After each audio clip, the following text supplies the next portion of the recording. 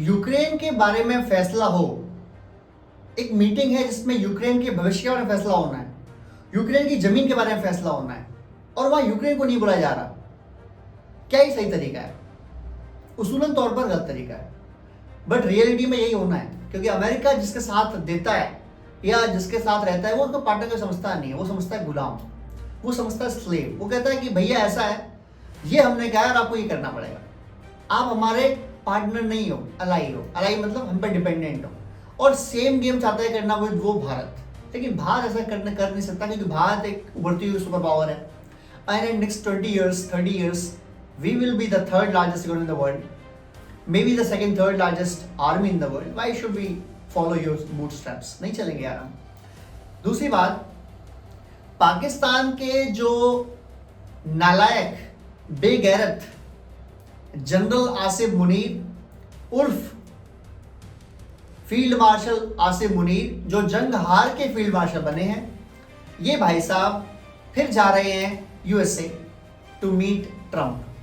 I don't know इनका क्या game चल रहा है इधर यार, इनका क्या चल रहा है पंगा पता नहीं चल रहा है। एक तो ना वो पीएम है ना प्रेसिडेंट है, और आप ट्रम्प साहब उनसे मिल रहे हैं। दूसरी बात, 2 बजे 2 बार मिल रहे हैं, क्या हो क्या रहा है? क्या चाइना से छुड़ाना है पाकिस्तान को? ये गेम चल रहा है। इधर बाहर जा रहा है चाइना साथ मिलके। जियो पॉलिटिक स्ट्रेटजी जो है ना, जियो पॉलिटिक रिलेशन जो है ना, बहुत जल्दी चेंज हो रहे हैं, बहुत शार्प चेंज हो रहे हैं। हमारी पूरी नजर बनी हुई है कि क्या हो रहा है, और हम आपको अपडेट जरूर करते रहेंगे इस बारे में। लेकिन आप लोग क्या लगता है, ये जो भिखारी मुल्क का भिखारी फील्ड मार्शल है, ये जा किस ले रहा है ट्रम्प से? भीख मांगने जा रहा है मेरे ख्याल से। इनको रियलाइज हो गया कि चाइना के हथियार थे वो तो किसी काम ही नहीं आए हमारे। भारत ने आया, भारत ने हमको पहला और चल गया भारत मार मुर के। ना हम रोक पाए, ना हम बदला ले पाए, हम कुछ कर ही नहीं पाए। तो चाइना हथियार तो किसी काम के है नहीं, हमको वापस यूएस के हथियार चाहिए। या तो ये डील होने वाली है, या फिर अफगानिस्तान और ईरान में कुछ खेल करने वाला है ट्रम्प, जिसके लिए उन्हें चाहिए पाकिस्तान का साथ। जो मेरी अपनी अंडरस्टैंडिंग है कि ईरान को हमला करने वाले हैं वापस से इजराइल और अमेरिका बेबी, और साथ देगा उन्हें पाकिस्तान का। क्योंकि पाकिस्तान जो है ना, वो किसी का भाई नहीं है, किसी का दोस्त नहीं है, वो एक ही का गुलाम है, वो है पैसा। चाइना पैसे फेंकता है तो चाइना के साथ दुम मिलाता है, अमेरिका फेंकता है अपने साथ दुम मिलाता है। इनका अपना कोई ईमान नहीं है। पाकिस्तान के लोग जो है 90%, वो भले गैरतमंद लोग होंगे, लेकिन जो एलीट क्लास के लोग हैं ना, ये सब सबके सब चौक चक्के हैं यार। पाकिस्तान की बात कर दी मैंने, आज मूड ऑफ हो गया यार। छी।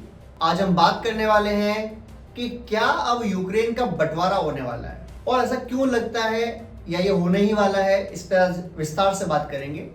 और अमेरिका ने जो भारत पर प्रतिबंध लगाए हैं, जो टैरिफ लगाए हैं, उसकी वजह से अमेरिका में कैसे हाहाकार मच गया है, इस बारे में भी जानेंगे। सबसे पहली बात, जो नाटो के प्यार में पागल थे जेलेंस्की, तो नाटो तो उन्हें नहीं मिला है, पर उन्हें कांटे मिल गए बहुत सारे। और ऐसा क्यों हुआ? आपको पता है कि ये जंग की शुरुआत जो रशिया ने हमला किया यूक्रेन पर, जो लगभग 3.5 साल से हो चुके हैं युद्ध चलते चलते, इसकी शुरुआत क्यों हुई थी? क्योंकि नाटो में शामिल होने की जिद पकड़ ली थी जेलेंस्की ने, जो कि यूक्रेन के राष्ट्रपति हैं, प्रेसिडेंट है। उन्होंने कहा हम नाटो में भी जाएंगे, और हम जो यूरोपियन यूनियन है हम उसमें भी जाएंगे। इसके बाद रशिया ने बोला कि नहीं, मैं ये नाटो को अलाउ नहीं करूंगा कि नाटो मेरे पुराने यूएसएसआर के एक देश को अपने अंदर शामिल कर ले, और उसके अलावा वो मेरी गर्दन पे आके बैठ जाए, मैं ये अलाउ नहीं करूंगा, मना किया। बट जो जेलेंस्की थे माने ही नहीं, बोले नहीं जी हम तो चाहते हैं, हमें जाना ही है नाटो में। तो हमला कर दिया पुतिन ने, और लड़ाई चलती रही, आपको सब पता ही है, बीच में हमने बात करते रहे इस बारे में। अब कल ही मैंने एक वीडियो डाला था, शॉर्ट वीडियो, कि 15 अगस्त, इसी 3-4 दिन बाद ही पुतिन की और ट्रम्प की मीटिंग जो है वो फिक्स हो गई है, और ये मीटिंग होगी अलास्का में, जो पहले रशियन था और बाद में इसे यूएस ने खरीद लिया था इनसे, और अभी ये यूएस का पार्ट है, यानी कि ये यूएस का स्टेट है। वहाँ दोनों की मीटिंग होने वाली है 15 अगस्त को, जिसको पूरी दुनिया एक उम्मीद भरी नजरों से देख रही है कि किस तरीके से ये दोनों नेता बैठ के इस जो झमेला है, ये जो वॉर चल रहा है, इसका सोल्यूशन निकालते हैं। अब इसके बाद क्या होगा? जो नाटो के जो डिमांड थी यूक्रेन की, वो तो खारिज कर ही दिए। साथ में पुतिन ने, आपको याद होगा 2-3 दिन पहले बोला, बल्कि वो बोलते आ रहा हर बार लग बीच में, कि जब भी ये डिसीजन होगा, जब भी ये वॉर रुकेगा, तो हम पीस एग्रीमेंट साइन करेंगे अपने टर्म्स में, ना कि हम मानेंगे यूक्रेन की बात। तो हमारा टर्म क्या है? अब डिमांड उन्होंने दे दिए ट्रंप को कि हमें चाहिए ईस्टर्न यूरोप का, ईस्टर्न यूक्रेन का जो पार्ट है वो चाहिए हमें, और हम इससे नीचे में कोई काम नहीं करेंगे। इसमें से कुछ एरिया उन्होंने पहले कब्जा कर रखा है और कुछ एरिया जो यूक्रेन के पास है वो हमें देगा, और हम बाकी जो वेस्टर्न फ्रंट के जो यूरोप जो देश के लगते हैं अपने यूक्रेन से, हम वो वाला यूक्रेन को वापस कर देंगे। अब कहाँ तो यूक्रेन फाइट कर रहा था क्रीमिया के लिए, जो ऑलरेडी रूस ने कब्जा कर लिया 2014-15 के अंदर ही, कि हम वो वापस लेंगे, और कहाँ उनको अब ज़पोरिजिया, लुहांस्क, डोनेस्क, ये सारा जो एरिया वो देना पड़ेगा। आपको पता है कि लड़ाई की शुरुआत से कुछ दिन पहले ही रशिया ने लुहांस्क और डोनेस्क को अपना पार्ट बोल दिया था, इंडिपेंडेंट बोल दिया था, क्योंकि यहाँ के जो लोग हैं वो रशियंस ज़्यादा बोलते हैं बजाय यूक्रेनियन। तो एक रिवर है, उसका पूरा का पूरा जो ईस्टर्न पार्ट है वो सारा चाहिए रशिया को, ये उन्होंने डिमांड ड्राफ्ट कर दी है। अब कमाल की बात बताऊँ आपको, एक ये मीटिंग हो रही है 15 अगस्त को अलास्का में, जो कि यूएस का स्टेट है, और मीटिंग हो रही है यूक्रेन के बारे में, लेकिन यूक्रेन को बुलाया ही नहीं गया है। और मेन पार्टी कौन बना हुआ है वहां पर, जो उनके बिहाफ पे बात कर रहा है वो है अमेरिका, क्योंकि मेन पार्टी वही है। लड़ाई जो हो रही है ना, भले यूक्रेन के सैनिक लड़ रहे हैं, भले यूक्रेन की जमीन पर हमला हो रहा है, पर हथियार कौन दे रहा है? अमेरिका। पैसा कौन दे रहा है? अमेरिका। तो जब वो चाहेंगे वॉर रुकेगा, तो वॉर रुकने की संभावना बहुत ज्यादा है। लेकिन साथ में जैसे मैंने बताया, यूक्रेन का बहुत घाटा होने वाला है, यूक्रेन को अपना एरिया भी देना पड़ेगा रशिया को वॉर रुकवाने के लिए। अब विद अमेरिका भी आपका ये हाल है, अब आपका साथ में रहेगा अमेरिका भी, कि आपका ये हाल हुआ है कि आपको अपना एरिया फिर भी देना पड़ रहा है, तो क्या फायदा हुआ इस वॉर का? नाटो आपको मिला नहीं, यूरोपियन यूनियन आपको मिला नहीं, साथ में आपका क्रीमिया आपको वापस आया नहीं, लुहांस्क भी गया, डोनेस्क भी गया, ज़पोरिजिया भी गया, और इसके अलावा जो ये लगता है साथ में वो है ब्लू वाटर, यानी कि समुद्र है वहां पर, तो वो जो इकोनॉमी आपको बूस्ट करती थी वो भी गई। ज़पोरिजिया में एक प्रॉपर न्यूक्लियर प्लांट है, वो भी गया, यानी एनर्जी सप्लाई भी गई आपकी, वाटर जो इनकम आती थी वो भी गए आपके, और पूरा एक एरिया ही गया आपसे। ये है साथ रहने का नतीजा ट्रंप के या अमेरिका के। जो कॉमेडियन है मिस्टर जेलेंस्की, उसको लगा कि यार ये ट्रंप ना, जैसे इसने मेरी पहले बेइज्जती की थी व्हाइट हाउस ओवल ऑफिस में, तो बाद में उन्होंने बोला, साइड लेके क्या बोला कि यार एक काम करो, रशिया अंदर तक हमला कर सकते हो तुम, करो।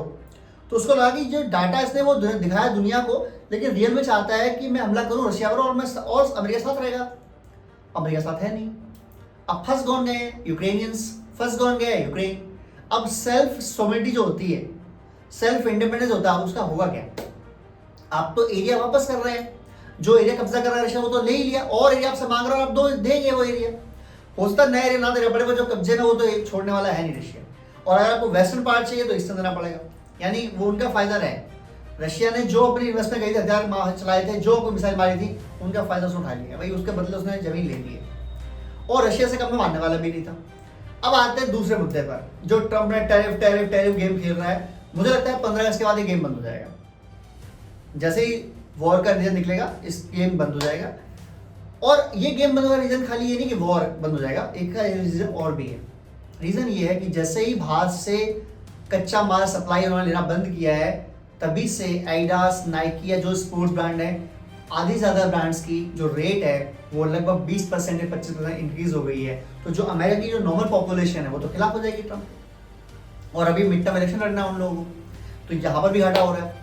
और ये हो सकता है सारा ड्रामा जो रहा है ना, बाहर से कहा जाए कि भैया रशिया को मनाओ, तब तक हम गेम खेल रहे हैं। और एक्चुअली है ना, रियलिटी क्या है कि जो हमारे ऊपर 25% टैरिफ है वो तो लग गया 7 अगस्त से, लेकिन जो एक्स्ट्रा 25% है जिसके बारे में लोग कह रहे हैं 50% हो गया, वो लागू नहीं हुआ है, वो 27 अगस्त से लागू होगा। तो हो सकता है लागू होने से पहले ये डील फाइनल हो जाए, वो कैंसिल हो जाए, हो सकता है ये 25% में घट जाए और 5% आ जाए, क्योंकि जब से ये महंगाई बढ़नी शुरू हुई है, और जब से जो एमपीज हैं वहाँ के, जो सेनेटर्स हैं यूएस के, वो खिलाफ हुए हैं ट्रम्प के कि भाई इंडिया के पास हमने 20 साल इन्वेस्टमेंट करी है 2005 से लेकर 2025 तक, और आपने वो 6 महीने में खत्म करा दिए। तो ये मत करो यार, इंडिया से हमारे रिलेशन बहुत जरूरी है, क्योंकि बैलेंस ऑफ पावर जो है ना एशिया का, अगर चाइना को बैलेंस करना, you need India any how. और मोदी जी कहाँ चल दिए? चाइना। डोवाल साहब कहाँ बैठे हैं? रशिया। जयशंकर साहब कहाँ जा रहे हैं? रशिया। पुतिन साहब कहाँ रहे हैं? इंडिया। तो सारा गेम ही घूम रहा है इंडिया के आसपास, आ रहा, आप मना कर रहे हैं। आपने सुना होगा बहुत बार लास्ट पूरे 1 साल 1.5 साल के अंदर 21st सेंचुरी की सबसे बड़ी पार्टनरशिप जो है, स्ट्रेटेजिक पार्टनरशिप, वो इंडिया और यूएस की होने वाली है। बट क्या इस तरीके से हो पाएगी? नहीं हो पाएगी। तो US haves to think about it कि भाई ये कैसे होगा। और सबसे बड़ी बात, यूक्रेन को देख लो यार, जो यूएस के साथ रहा है ना, उसका तो उन्होंने बाद में लपेटेंगे। देखते 15 को क्या रिजल्ट आता है। We are waiting for that. Thank you very much. Video अच्छा लगा तो प्लीज कमेंट कीजिए, शेयर कीजिए, जय हिंद, जय भारत।